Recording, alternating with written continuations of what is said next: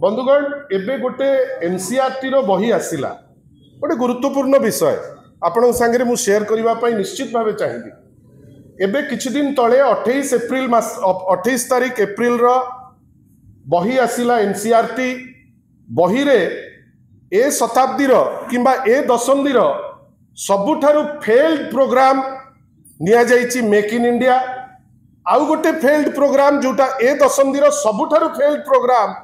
जोटा बेटी बचाओ बेटी पढ़ाओ जोटा कहउचंती जोटी 8% महिला हिंसा राष्ट्र स्तर में बढ़ी माने आपणकर 8% बढ़ी राज्य स्तर में 4% बढ़ी राष्ट्र स्तर में एमाने बेटी पढ़ाओ बेटी बढ़ाओ रो जो नारा देइथिले गोटे फेल्ड नारा तार हिसाब दे पारु नांती किंतु ताकू नैचंती एनसीईआरटी बही रे। आपण भावंतु तो माने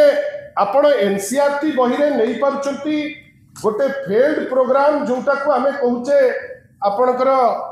मेक इन इंडिया को किंतु जो प्रोग्राम डिसेंबर 7 2019 रे ए सरकार कहउतला ओडिया अस्मितार कथा 2019 रु पाइकंक पाई जो आपणकर मेमोरियल हबार थिला ताकू आसिकरी राष्ट्रपति उद्घाटन करके गलेनी। आमे तो आशा करतुलु जे धर्मेंद्र बाबूंकर सत्साहस थिबो एवं ओडिशा पाई भल पाइबा थिबो जे ओडिशा रे आरंभ हेतिबा प्रथम भारत रे जो लड़ाई ब्रिटिशर को विरुद्ध रे 1817 मसीहार पाइक विद्रोह प्रथम विद्रोह ताकू कहीं आपण तो एनसीईआरटी रे नहीं पारले नहीं। आज पर्यंत सी तो गोटे भारत वर्षर प्रथम सशस्त्र लड़ाई जोटा ओडिशारू आरंभ होइतिला 1817 मसीहार चली 2025 पर्यंत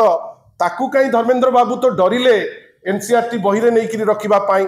समय आसीगलानी तार उत्तर देबे। कहीं ओडिया अस्मिता विषय रे चित्कार करिकरी कहउतिले जे नहीं हमको वोट दियो किंतु जोटा हमर परिचय पाइक विद्रोह से परिचय को आपण एनसीईआरटी बही रे जागा टिके दबा पाई आपण काहा को डरुचंती ना ओडिशा को न्यून करिवे ओडिया अस्मिता विषय रे कथा हेबे एटा ही आपणकर काम आगुरु करुतिले एबे करिवे तार उत्तर टिके धर्मेंद्र बाबू दबा दरकार।